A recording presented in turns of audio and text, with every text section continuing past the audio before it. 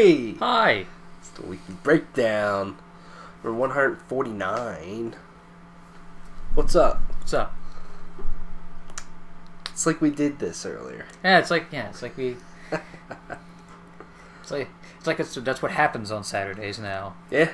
We do the practice, the clean run with zero cursing, and then that's usually pretty tight and buttoned up, and then you get to here, and it's just why don't we just record with us? I mean, we could. It is possible to record us in there. We have to bring a laptop and do that, and then just be like, "Here's the breakdown for the week." It's just an audio format. It's probably possible to do. Keith does a radio show with his school. I do. It's pretty fun. We do the same thing. It is fun. I try to do some different stuff so that we're not just talking about the same stuff, but it's kind of hard sometimes. Yeah, I mean, we kind of do the same thing that you're listening to, but we play actual music. We play music and have to play commercials and stuff like that, and I feel like in some ways we don't get to talk about some things as much. In other ways, we probably spend a little bit more time on topics that we normally wouldn't get into necessarily on air. So, yeah, it's fun. You should definitely check it out. Saturdays 2 to 4. I keep meaning to be like, I'm gonna post, like, use to promote, but I'm like, I always forget. So, yeah. Today we have some video game news we're going to talk about. We're going to talk about the final lineup for Warped Tour. There were some other pretty decent tours and albums that got announced as well that we'll talk about. And, yeah, talk about anything else. I think we can start, though, which I forgot to bring up earlier. Happy birthday, Nintendo Switch. It is, yes. Launched a year ago today. Man, what a year it's been, too. Yeah. I think it's so far even still like the fastest, one of the fastest of the new consoles selling. I think maybe not as fast. It's faster than the Wii U, definitely. Oh, 100%. It's the fastest selling console in the U.S. Okay. Ever. Yeah, I mean, what a turnaround. I mean, even before the Switch was revealed, there wasn't a lot of high hopes for it. Then it got announced at that really kind of awkward live show that they did, and people were like, I don't know, it has no launch lineup. But then Zelda came out, and everybody was just like, you know what, that's fine. It just went from there, and it's been such a turnaround. I mean, it's such a great machine to play games on. I love the fucking thing. I wish I could play just about everything on it. And it's got a great lineup so far of, some quality Nintendo titles. It's got some good ports coming from Wii U games that nobody played, and then it's got awesome fucking indie support. Yeah, just great shit on there. It's a great fucking console, man. I like it. I do too. I'm very much looking forward to what the rest of the year holds for it, because still so much mystery. Like, we know of some ports and stuff that's coming out, but it's like, what the hell is there the second half of the year? I guess we'll find out. Yeah, I mean, hopefully everything works out well. Yeah, but Smash or whatever else that comes out. Yeah. We played Snipper Clips last weekend. We played 3-player for the first time, and that was a fucking riot. That was fun. That was a lot of fun. I very much enjoyed myself. Couple duh moments, like... Oh, yeah, there was one where you have to, like... They roll an egg all the way to the end. And then we forgot, oh yeah, right, you can cut you can cut people. And it's like... I wonder if that level's possible, too, without it. I want to say no. Yeah. Just simply because of, like, when it got to me the second time, there was just no space. It probably isn't. That game is so fun. It is incredible. But anyways, yeah. Happy birthday, Nintendo Switch. Looking forward to what you have. I guess we will dive into probably one of the bigger news items of the week in video games, and that is Detroit Become Human finally has a release date of May 25th. This is from Quantic Dream, David Cage. This is kind of the... they do, like... Hard Rain. Heavy Rain. Heavy Rain, I get them mixed up because there's the Hard Rain level in Left 4 Dead 2, so I get it mixed up. Yeah. Heavy Rain. Heavy Rain, they did Beyond Two Souls. This is the next title from them, and they do, like, kind of adventure storytelling sort of stuff. Just Way more like ambitious than say a Telltale or Life is Strange sort of project. Yeah, you know, because it's all one release. Yep. So there's not like we have to have a start and a finish point Yep. to get to. Yep. And this game's been in development for fucking ever. I think it was announced at Paris Games Week 2014. Oh, I was gonna say 15. Probably or was it 15? No, it was 15. It's 15. Yeah, because I remember that's the same day Halo 5 came out. Yeah. Right? Yeah. Or it was around that time. Halo 5 came out. Yeah, 2015. If that's when that happened, then yes, it was 2015. Yeah. So yeah, this game's been in development for a while, and yeah, May 25th is when it comes out. Not long after God of War. About a month after God of War. Mm-hmm. So yeah, I agree. It's going to be weird. Well, not really weird, but Quantic Dreams isn't in the best of places right now. Right. They've kind of been shrouded in some allegations of toxic work environment and sexual kind of harassment stuff going on there, and just not great stuff. And so it'll be interesting to see with this game. Does Sony get behind it still and push it marketing wise? Like, will you be seeing commercials of this? Watching a basketball game or a big TV show, or even just like on like YouTube advertisements or anything like that. Like how's that going to work? Did they have to scale that back at all? Because the allegations are not proven to be true, but still, it's something kind of hanging over this whole thing. It's a stigma about it. Yeah, and also like how much does that sort of thing factor into reviews? I don't think it should, because the game is what it is, and I think if the game's good, and this game's going to live and die by its writing, and if its writing is good, then maybe, that stuff. I think it should be an asterisk, but not dictate the review itself. Correct. You know what I mean? Correct. But I could totally see some outlets going like, we don't want to support a game that was made under such bad conditions. Yeah. If true. And that's fine. I could totally see that too. Yeah. I think there's maybe enough hype already into this game, or at least anticipation that it would still be sell fairly well, at least in the gaming community, but even without any hardcore marketing and whatnot. Mm-hmm. Yeah. Are you excited for this game? I'll play it. I'm into the whole choice-based games. Like, that's why I play Telltale a lot, even though anymore Telltale isn't about the choices you make. Well, no. It's not, because your choices don't matter. But I just like that kind of gameplay. Like Until Dawn was a fun game because of that. Because it's just like, your choices matter, and how Life is Strange as well is the same way. Like, your choices really matter in those games as well.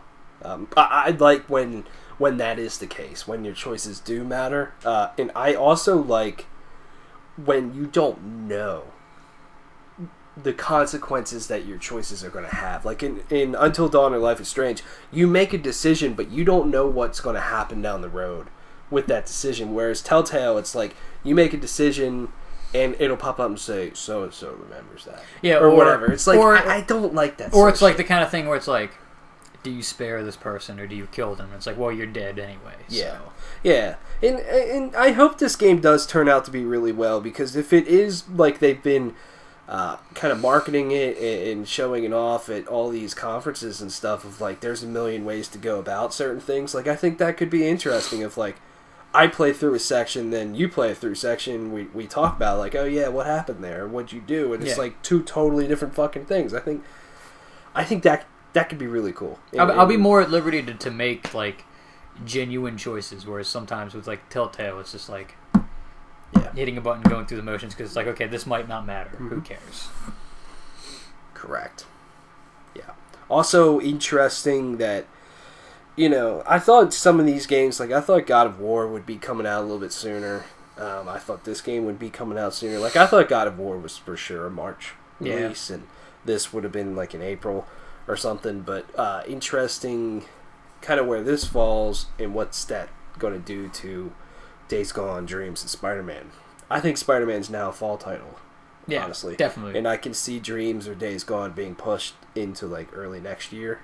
Either of them, one of them, or both of them. Yeah, definitely. I don't know. Probably Days Gone. Yeah. If anything, that game... I'm still not 100% sure that game actually exists. It probably does. It probably does, but I don't know. I'm also not 100% unconvinced that it's just some elaborate ruse and it's just a demo. Right. They've actually been secretly showing us a demo to The Last of Us Part 2 the whole time. But that's what's going to be weird because, I mean, we have no real evidence to go off of, but everybody's like, Last of Us is like May or June 2019. Just because that's where it always comes out. That's where it's always come out. Naughty Dog's good at delivering stuff in a pretty decent time frame for when it's released or announced. You know what I mean? And not dragging things on forever. So that's what everyone's assuming. And then you're going to have, let's just say Days Gone gets pushed to February and March. Yeah. Days Gone there, and then 3 or 4 months, The Last of Us Part 2. I mean, nobody's going to fucking remember Days Gone. I'm sure they're two totally different games, and they look like two totally different games, gameplay-wise, and characters and all that stuff, but you're going to have two, like, post-apocalyptic zombie sort of games. You know. Yeah. I don't know. I would think it's in their benefit to get Days Gone out in, like, August or September. Yeah, definitely. And not be around The Last of Us Part 2 at all, and maybe put Dreams out in, like, February or something. Yeah, that would probably make the most sense, because, I mean, nothing's going to compete with The Last of Us. Correct. Really. Yeah. No single platform exclusive is going to compete, I'll say. Like a multi-platform game, then sure, that game will probably stomp. I mean, the Last of Us Part 2 is going to... when that comes out, I mean, it'll probably be... I think it's easy to say it'll be one of the biggest exclusives of the year. Oh, yeah, definitely. Any platform. I mean, I'd say the only things that could compete with it would be maybe like a Halo 6, if that is a 2019 game, or Pokemon on Switch. I mean, that's huge sales-wise and everything, but I don't know. Not very many things. I mean, that game's going to have a lot of hype behind it. I mean, regardless... It already does. Yeah. I mean, regardless, you look at what PlayStation 4 has lining up, and it's an impressive slate of first-party games, and they announced recently that they're restructuring a little bit to double down on first-party content, which is impressive to me. Yeah. You know. I think that's kind of also part of the issue when you compare, like, Sony and Microsoft. Sony kind of already has this wide berth of trusted studios that you know will make something good, whereas Microsoft does have those, but then also at the same time there's been, studios shutting down and whatnot and things like that. So they need to do the same thing and get a refocus out on. Correct, and I think one thing Microsoft did, which I wonder if they'll ever undo. That to me, I think I just look at it and wonder, like, is this sort of a mistake sort of thing, is that they created studios to just work on one franchise. Sony does not have that. Like, Sony with, say, like, Guerrilla Games, for example, they had Killzone, and then they're like, okay, Guerrilla, do what you want. And then they got Horizon. I think they're starting to do that, because I mean that's what it sounds like the Coalition's doing. They're at least working on something else. Yeah, 343. I mean, I could see them just making Halo, but but if Microsoft allowed their studios to breathe and create new IP, I think that could turn out really well for them and stuff. Yeah, I don't know, because at the same time, I mean, you think back, like, Microsoft valued the Halo franchise more than they did Bungie as a studio. Yeah. Bungie was their Naughty Dog. Yeah. They could have Destiny as Destiny could have been a console exclusive, yeah. I mean, it's fairly interesting. I mean, they're kind of going... I'm curious as to what first party what that'll look like this year. Like, especially in terms of new games coming and announcements come E3 time from Microsoft. Yeah, I mean, I'm curious from all of them. I mean, there's got to be like a new IP. There's got to be some new IPs. I would hope. And it's just you got to have a nice balance between new IPs and new installments and old franchises. Like, announce your Gears 5, your Halo 6, your Fable 4, and then have like 2 or 3 brand new things. Yes. And then of course you can have Anthem and whatnot and whatever else, if whatever doesn't come out by then, of like State of Decay and whatnot. Mm-hmm. So, yeah. it'll be an interesting E3. And speaking of E3, jump ahead just a little bit. Bethesda announced that they are returning to E3, and let me get my bearings straight here. They will be doing Sunday night again, so June 10th at 6:30 p.m. Pacific. Which is 9:30 here. 9:30 for us. Which is better than 11. Yes. Which is what it was last year.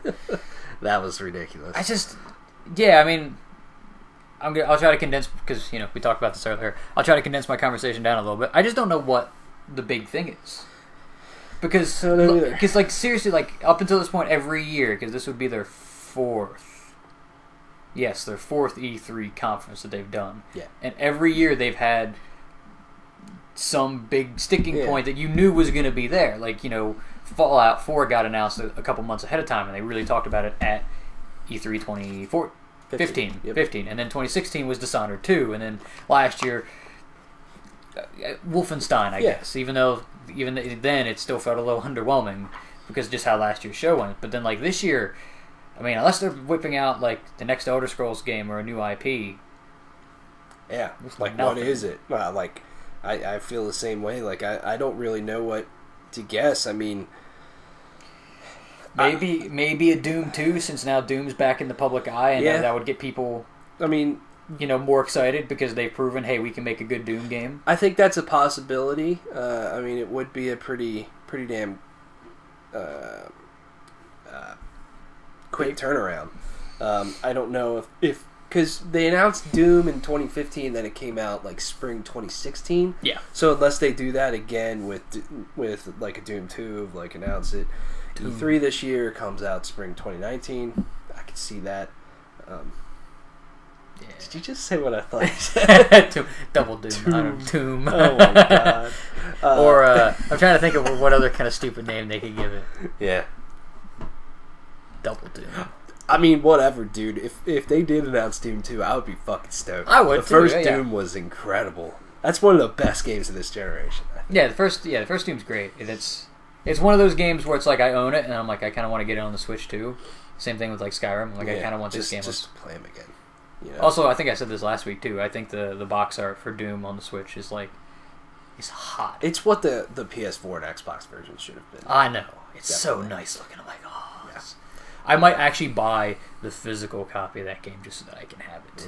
Because I don't have a physical copy of Doom anyway. I think I bought it digital when it came out anyway. So I think I have it physical. I don't remember. But I mean, I don't know what it is, and maybe it is Bethesda Game Studios, because they do every 3 to 4 years announce their big projects, and I don't know if they would want to do, because they announced Skyrim almost a year ahead of time. But then Fallout, they announced it 5-6 months. So I mean, I could see them announcing if they did I could see them doing that, announce it, because that was the thing with I wonder if the Fallout announcement. Well, I wonder if that was the plan, because that probably had something to do with this is our first E3. Boom, stick it. I feel like if they wanted to, they could get away with announcing it and then it coming out fall 2019 or whatever it would come out. I think they could get away with that, because it's I know a lot of people want the it's coming out later this year thing, but it's with the exception of last year, they've been fairly consistent. Mm-hmm.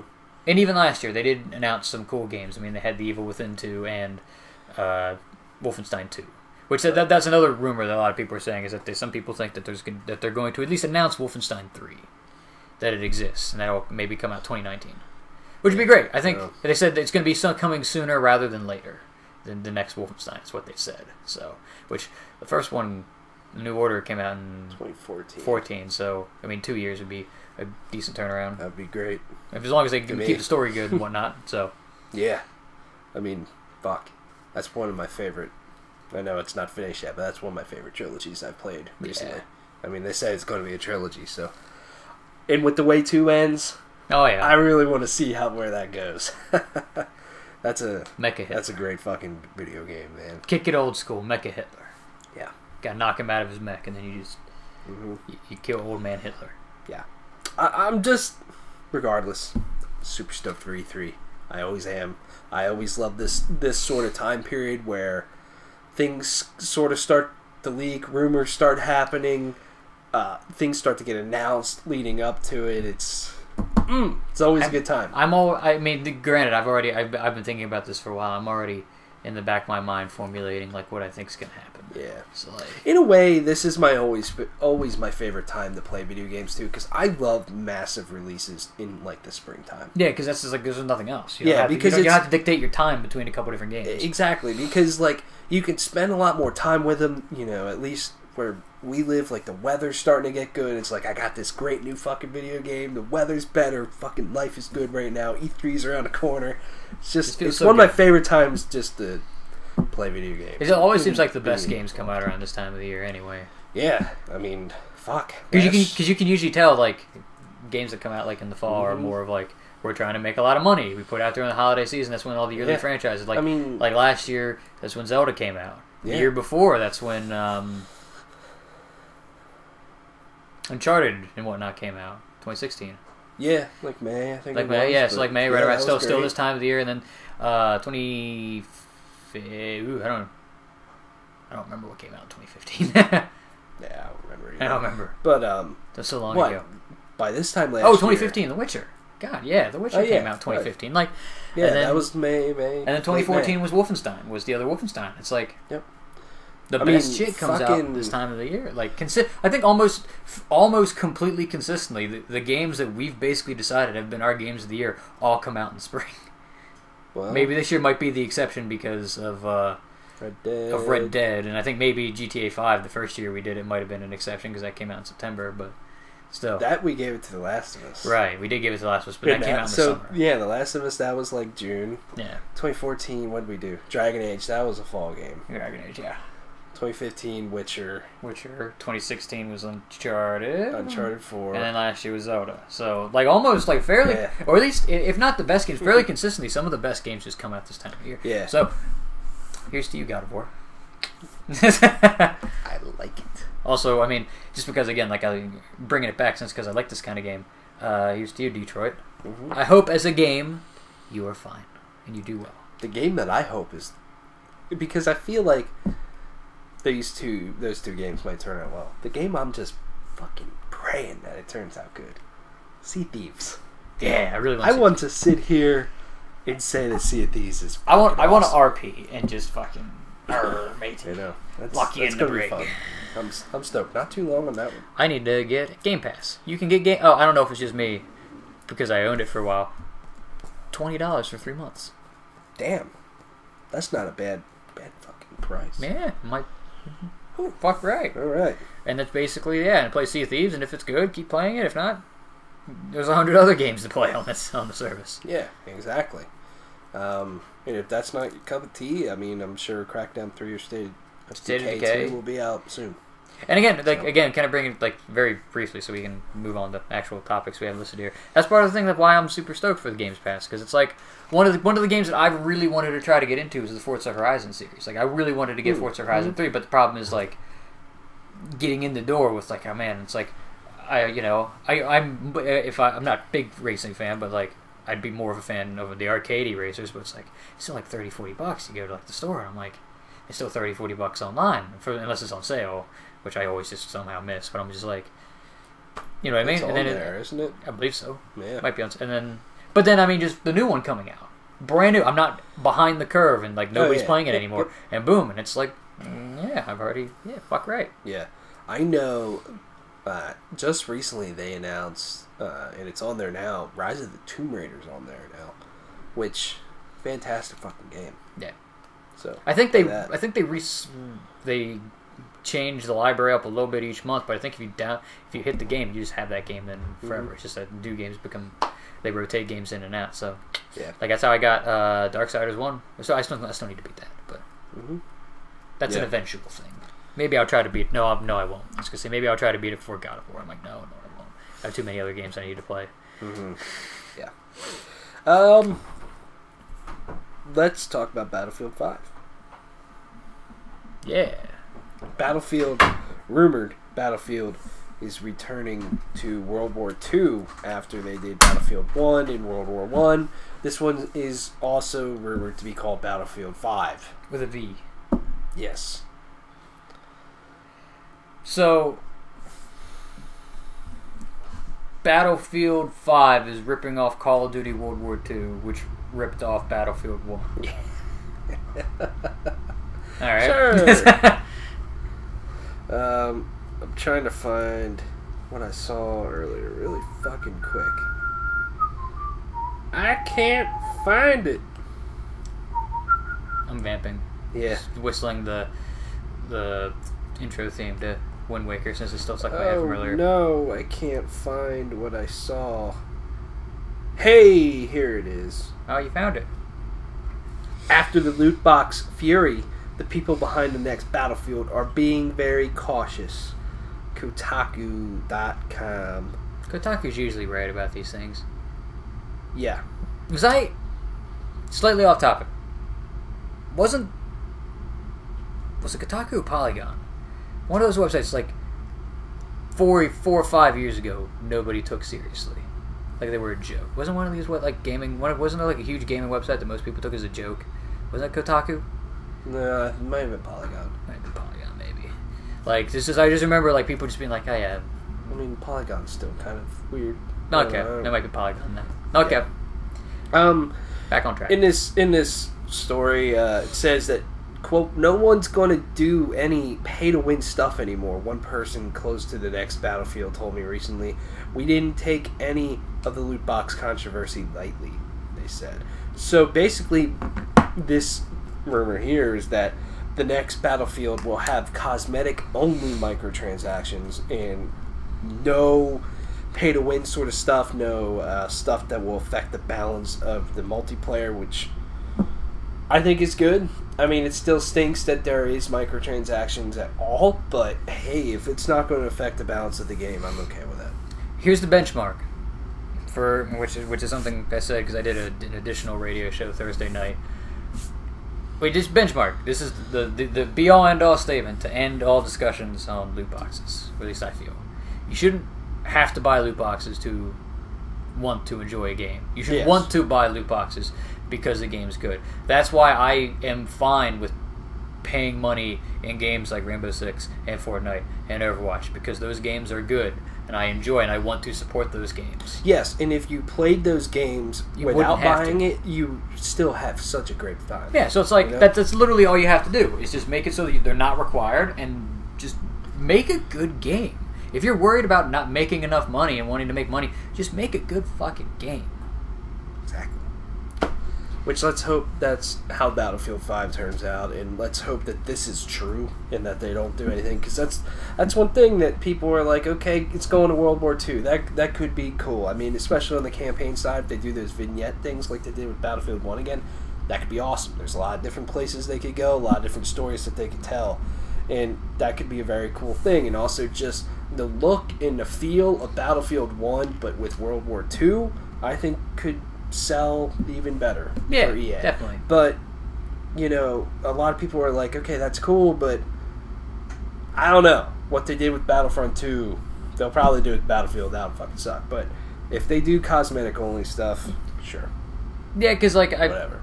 Loot boxes are going to go away. That's the thing. So it's just cosmetic stuff, or find a way to balance your game where it doesn't matter if somebody buys shit.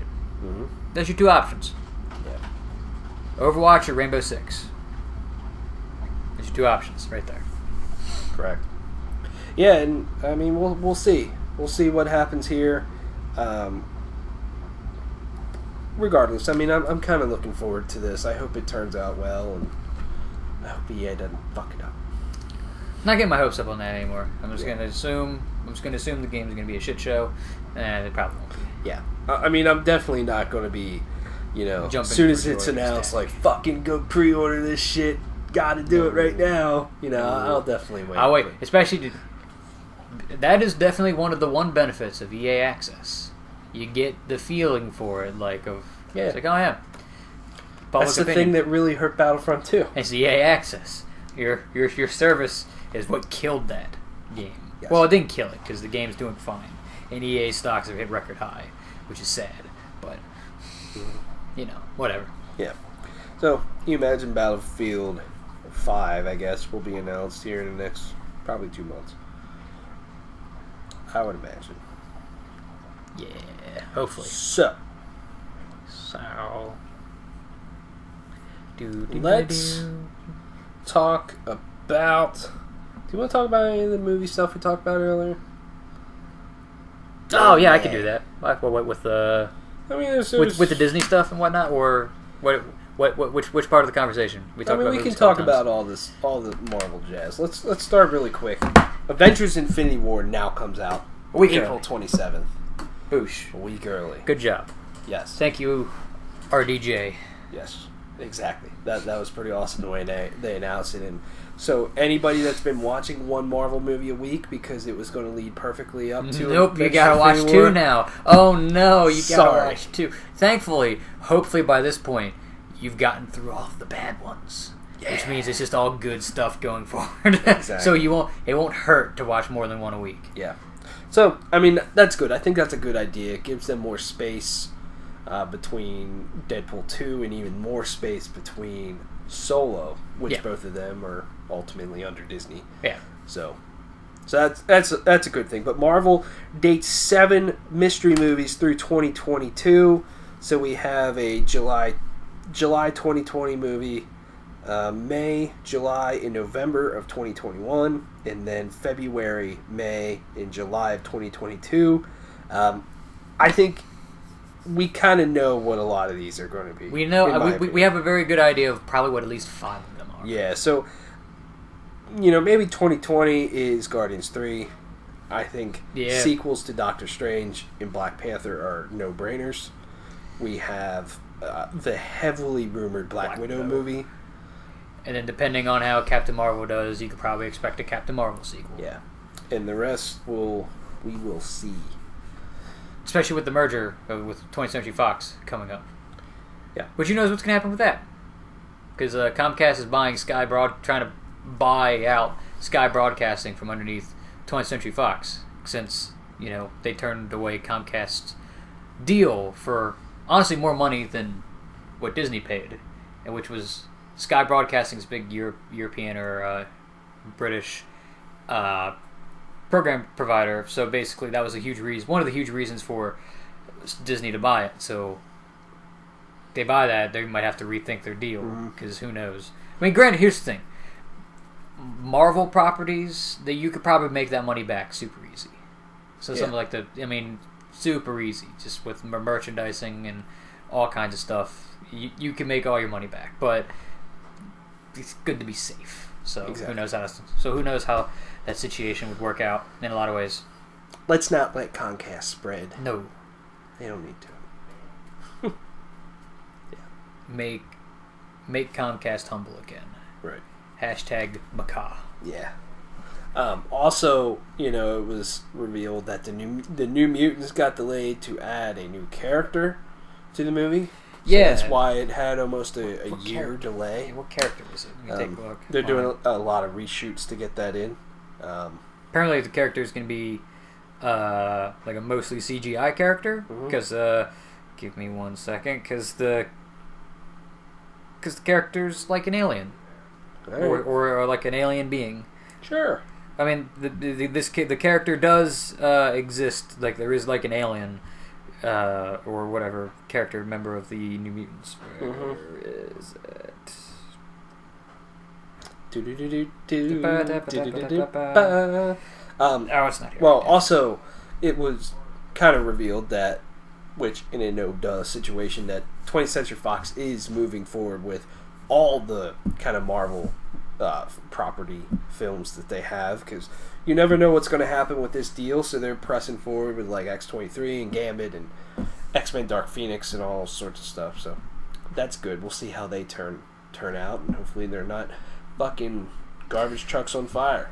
Yeah, and then there's all kinds of other movies in development. I mean, we've seen that 20th Century Fox's Marvel movies have literally been hit or miss, and there's really no in between for any of them. Like, the movies are either good or they're bad, Yeah, there's not really any of them that's like, that was okay, sort of thing to me. So you have like X-Men. I read somewhere what the new character was. Now I'm not fucking finding it. Whatever. Yeah. But anyways, you had like the first X-Men, You have X-Men First Class, Days of Future Past, You have X-Men and 2. Logan. X-Men 2 is really good. Like, they're up there. And then Deadpool. In Deadpool, yeah. And then you have Fantastic Four, whatever fuck it's called. Fan-4-Stick. All the Fantastic all Four the way movies, down really. there. Yeah, really. X-Men Apocalypse, X-Men The Last Stand, Origins Wolverine Origins. The Wolverine, I think's down there, personally. I did not enjoy that The movie first at all. 2/3 of that movie's good, and then it just kind of with the bottom half. X-Men Apocalypse is...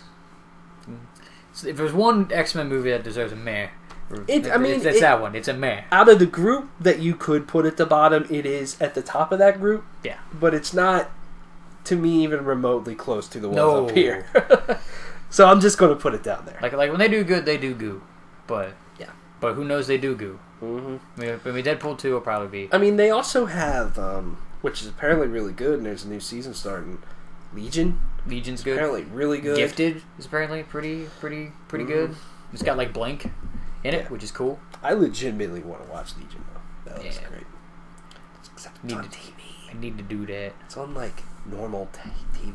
Can't stand watching shit like that on there. It's just Netflix and whatever Amazon just they will break you with that sort of shit of like, now I'm gonna go watch The Walking Dead, or I've been watching American Crime Story, the assassination of Gianni Versace, kind of the follow-up season to the O.J. Simpson. People versus O.J. Simpson. Yeah, it's kind of like what they do with American Horror Story, like every season's something different. Yeah. But I've been watching that, which is really good, but it's like here's this 75-minute episodes that's broken up into like chunks, and it just sucks because when you're watching it, you're like, wow, this is really captivating. Just can't do it anymore, man. Anyways, let's transition to a bunch get of on music. with the news. Yeah, let's transition to a bunch of music stuff. Probably one of the biggest things in the music world that got revealed this week is the final lineup of Vans Warped Tour's final tour, nationwide tour that they're doing. So attendance has been down for Warped Tour over the past few years, and they said this is the final year that we're going to be doing a full North American tour. Yeah. So you would think that they would go out with a little bit more of a bang, and I know they tried. They certainly tried to get some of the really big names on the tour that have kind of made Warped Tour what it is, and those bands very early in their career. Warped Tour was a great kind of launching off path for them. Mm-hmm. Like All American Rejects or Blink-182, like that's what they said on their Twitter. Like, we tried to get some of these bands. They either didn't respond, or they didn't want to do it, or they're not a fucking band anymore. So some of the bands on there, though, I was surprised they were still bands. Yeah. So let's go over some of these, and then we'll kind of get to, in my opinion, what's just the biggest problem with this lineup in particular. So starting here, we're not going to go over every band or artist. You can go look at that on their website. But Mayday Parade, Real Big Fish, State Champs, Asking Alexandria, Beartooth, Bowling for Soup, and Sum 41 are all on the same stage. So two some bands of those I didn't know were still pretty big. Which ones? Bowling for Soup and Sum 41. Yeah, I mean, Did not know they were a thing. I definitely did not know Bowling for Soup still existed. People can go jam out to 1985, because why not? On the next stage, you have Issues, Simple Plan, Tonight Alive, All Time Low, Falling in Reverse, 4 Years Strong, Less Than Jake, The Used, and Taking Back Sunday. I mean, some pretty popular bands there. I know Issues have been growing in popularity over the years. The Used and Taking Back Sunday are pretty big. So All Time Low, at least was at one point pretty big. yeah, I mean, Taking Back Sunday just announced a pretty big tour with Coheed and Cambria, like a co-headlining tour. So that's cool. The next stage, the Mutant Red Dawn stage. You have Chelsea Grin, These Nuts, Ice Nine Kills, Kublai Khan, My Children, My Bride. We jammed them earlier. It was really weird. That song totally went a lot of places, and it was great. Sharp Tooth, The Amity Affliction, Twisted, Wage War, and Silverstein. I mean, these bands, some of them are, I think, very popular. Like, there's some of them I'm just not sure how much they would still draw anymore. Like, My Children, My Bride. Only because they were here for a short period of time, and then they went away for a while. And they recently have come back with, like, a new album and everything, and that's fine. You know, but how much are they going to really pull in? Nostalgia, man. Nostalgia for some great fucking Warped Tour metalcore. Yeah, man. Yeah. Next stage. Crown the Empire, Dayseeker, Every Time I Die, Hail the Sun, Harm's Way, In Heart's Wake, Motionless in White, Necrogoblicon, Unearth, August Burns Red, Knocked Loose, and Under Oath. I mean, there's some pretty big bands here. I personally would like to see Dayseeker. I think they're pretty neat. Every Time I Die, it's fucking crazy live. Same with Necrogoblicon. And also, you know, Unearth. I want to say they're probably putting out a new album this year. They haven't been. I believe they are. A while. I believe they are. It's them. I think Under Oath is too. Yeah, Under Oath just announced their new album, and they are very, very popular as well. And then bands like Knocked Loose and In Heart's Wake and Harm's Way have been growing a lot recently, so that's cool. And then the last stage, I honestly have no clue what any of these bands are. As it is, Assuming We Survive, Broadside, Capstan, Chase Atlantic, Dead Girls Academy, Dollskin, Don Broco. Okay, I've heard of Don Broco. Don Broco. Yeah. Grayscale, Makeout, Pele Royale, Finest, I guess, Picturesque, Sleep On It, Story Unfold, Trash Boat, and With Confidence. So I'm sure there are a whole bunch of different genres. Grayscale. Yeah. How about that? So, I mean, you look at that and you go, there's some decent bands on here that can draw in a few thousand people. Yeah. You know what I mean? In that, put on some solid live shows. You know, maybe it isn't what people were hoping, but it's not a bad fucking lineup when you look at that. Where's Weird Al Yankovic? Yeah. Where's Rob Zombie? Yeah, where's fucking Eminem, bro? Yeah, where's Eminem? And Avenged Sevenfold. I'm sure they would play this tour.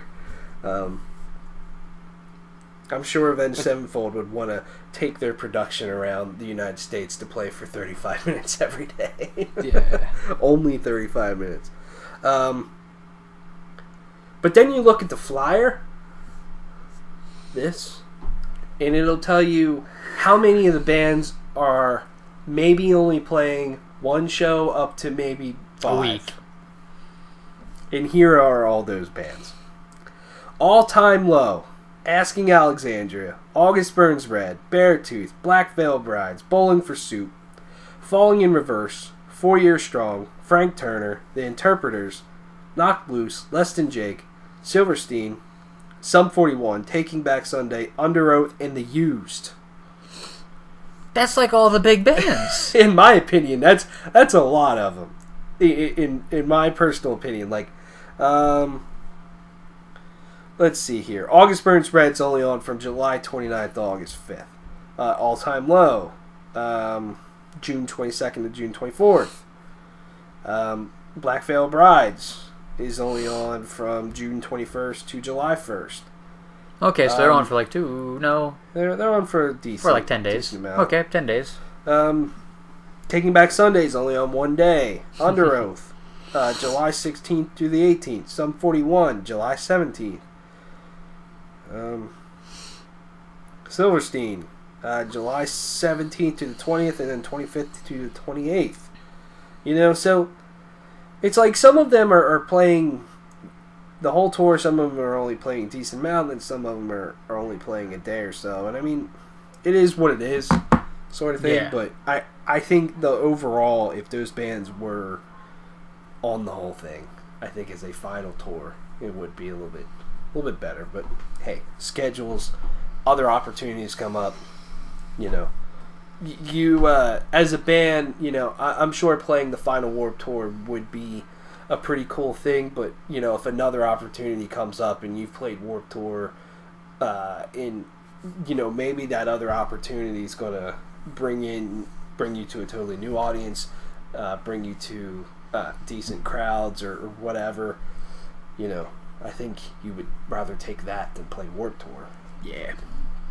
I don't know. That is the final lineup for Warped Tour 2018 as a full tour. I think they did say that Warped Tour may still continue as more of a destination festival, maybe a day or a weekend or something. Yeah. One spot, which is fine, but definitely an end of an era, you could say. I mean, Warped Tour's been around since the 90s. It's been a pretty popular thing. So it's the last of the big tour festivals in America. Exactly. So let's talk some other stuff. Speaking of tours, the All-Stars Tour is supposed to return this year. Oh. Say don't call it a comeback. See you this summer. I've been here for years. Yeah. And,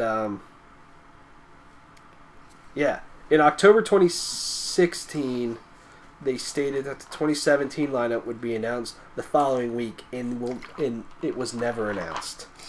So this tour's been kind of weird. Like, it's had some decent lineups, but I feel like it's really failed to find an audience. So we will see on that one. Pretty big summer tour that got announced. The Black Dahlia Murder, Whitechapel, Flesh God Apocalypse, Aversion's Crown, and Shadow of Intent are going to be touring together this June and July. Yeah. And the Black Dahlia Murder is going to be playing their new album Nightbringers in its entirety. And Whitechapel's going to be doing a throwback to This Is Exile in its entirety. And, that's the album that made Whitechapel big, in my opinion. Maybe this is from this. I don't mean this to sound weird. Is that all the Black Dahlia Murder does anymore? I feel like all the last bunch of tours I've heard, they're always playing some album in its entirety. No. Granted, there might be a lot of anniversaries coming up, but I'm just like, it seems like every time they're announcing a tour, it's like, yeah, we're going to play this album in its entirety. It's like, is this what you do they now? did. They headlined Summer Slaughter last year, and they played Nocturnal, their album Nocturnal in its entirety, and that's the album that I feel really made them who they are, and grew. They really grew in popularity with that album. So it was cool to see that. Their new album is cool. I don't think it's their best, so it's interesting that they're playing that in its entirety live. I can totally see Whitechapel playing This Is Exile in its entirety. I haven't listened to it in a long time, but I used to listen to that album start to finish all the time back in the day. I mean, that is the Whitechapel album, in my opinion. Gosh, Whitechapel and the Black Dahlia Murder, I saw them. They both did Summer Slaughter together, co-headline sort of thing back in 2011. Ooh. So it's been a long time. They might have toured together since then. Flesh God, this is a good opportunity for them, but their singer recently left, and I don't know if they found a replacement or not. So we'll see what happens with them. There's this band, we haven't talked about this too much. I don't know how to properly pronounce this, but Norwegian black metal band Tak, I guess. Don't fucking get up my ass. I honestly don't know how to pronounce it. How do you spell it? Taake. Taka. Taka? Tak. Maybe. Let's go with Taka, maybe. Yeah. Either way, I don't listen to them, but they had planned a U.S. tour, and then they got accused of being Nazis, pretty much, which they have denied in the past, and they have denied a lot recently. And one by one, venues started to cancel their shows that they have booked at their venues, and recently they have announced that the whole tour has been officially canceled there. I tried to look up a thing to see how to pronounce that, and I can't find it. Oh well. Yeah, basically, I mean, they posted a big thing. Basically, it was not our wish to cancel, but the decision was forced on us by the illegal activities of Anti-FA, I guess. And Antifa. Antifa and its supporters was applied and its supporters who applied pressure on venues and promoters to cancel shows. Pressure, it has to be said, that has frequently been accompanied with threats of violence both towards those involved in the organization and towards any fans attending.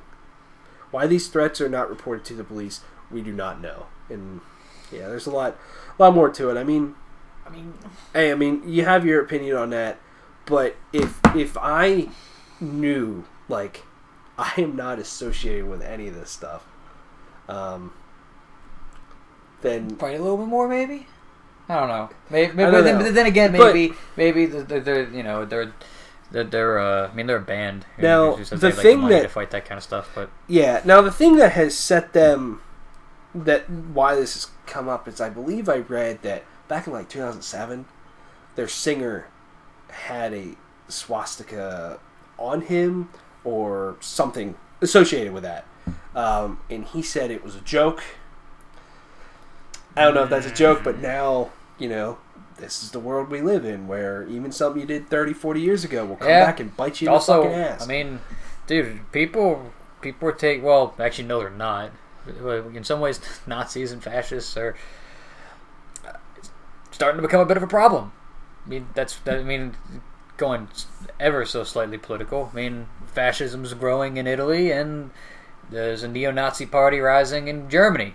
Mm-hmm. So it's kind of stuff you got. I mean, people are kind of taking that stuff kind of seriously again. Yeah, definitely. You might have been able to get away with that, like 10 years ago, because again, people didn't care so much about Nazis.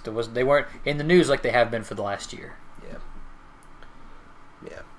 So I mean, it is an unfortunate thing if that certainly is the case that, you know, we're not associated with that, but now their whole tour is canceled. But anyways, we'll see if anything comes out of that one.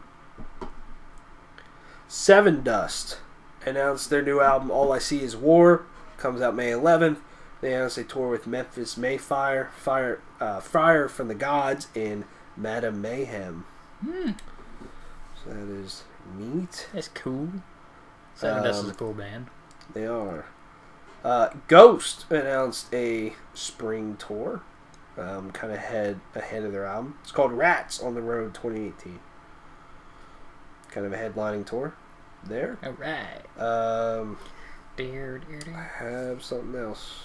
Was that Metallica? What did you say?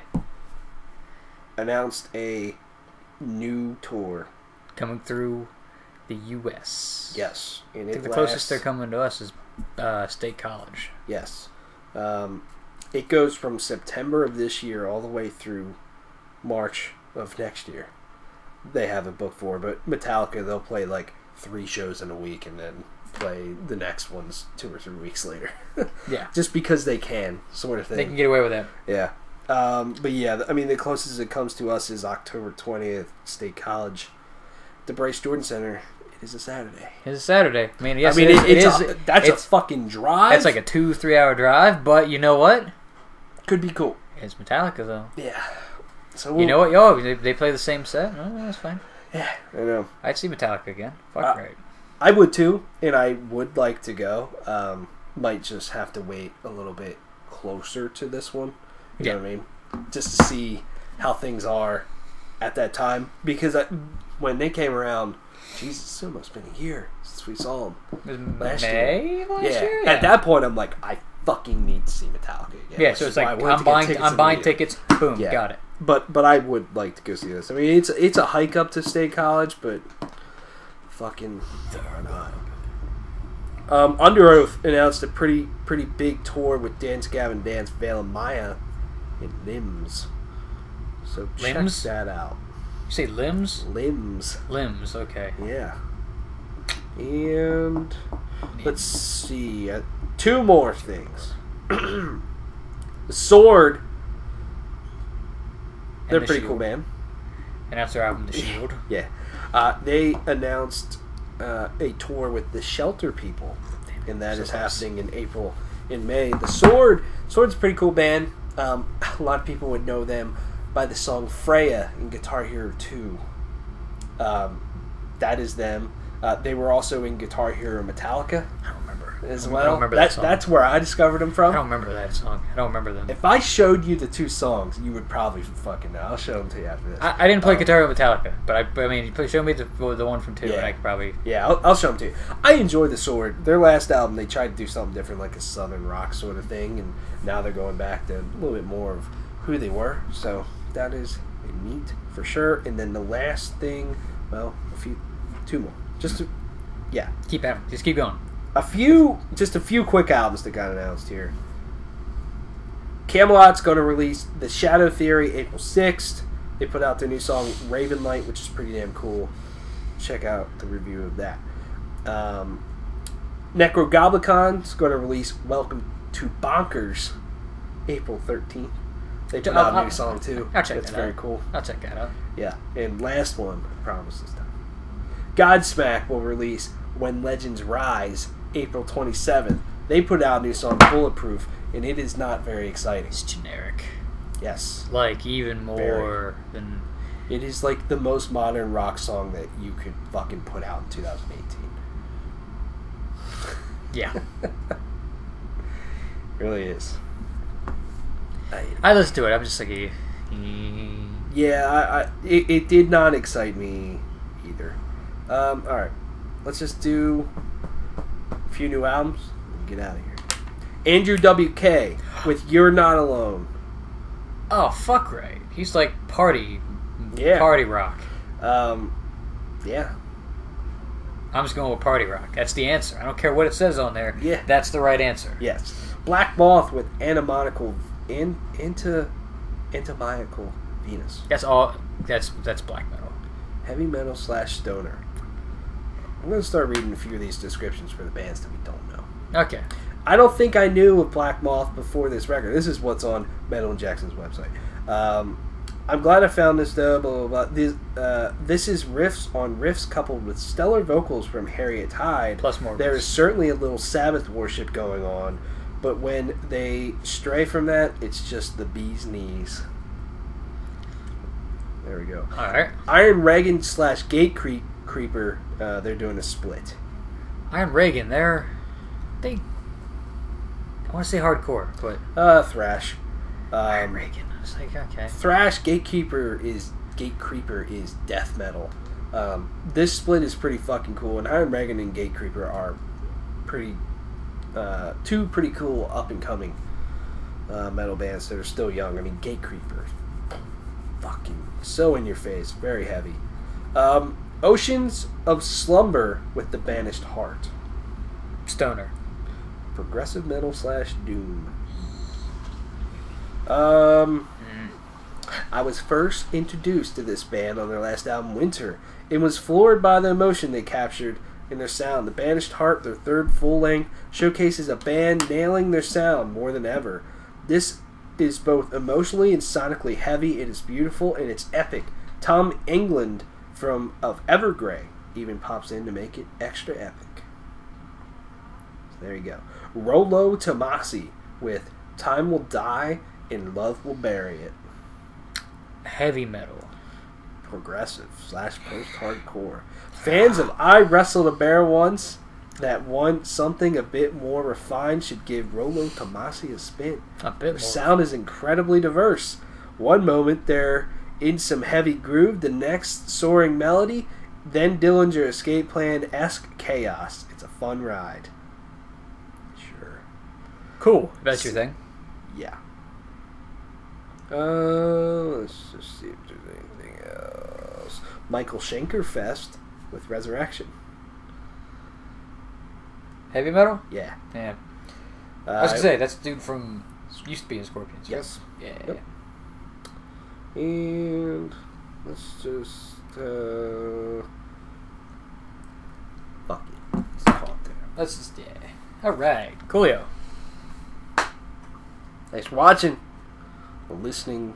Or what the fuck ever. However you watch, or however you enjoy this hashtag content. Yeah. Have a mighty fine day. And, I don't know, drink some apple juice. Take a piss when you need to. And, I don't know. I'm just trying to stretch this out so I can turn it off, and it's an hour exact. It's an hour. Well, you got to cut it off like a little early because of our intro. Then it won't be an hour exact. So Yeah. See ya.